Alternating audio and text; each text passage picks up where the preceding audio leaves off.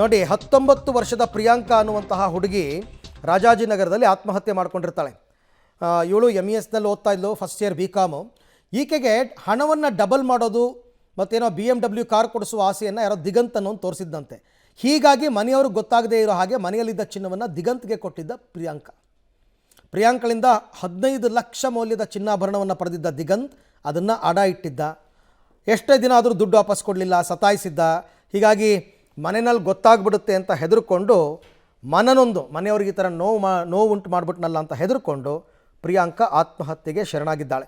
ಆತ್ಮಹತ್ಯೆಗೆ ದಿಗಂತ್ ಕಾರಣ ಅಂತ ಡೆತ್ ನೋಟ್ನಲ್ಲಿ ಆಕೆ ಬರೆದಿದ್ದಾಳಂತೆ. ದಿಗಂತಿಂದನೇ ಹೀಗಾಯಿತು ಅಂತ.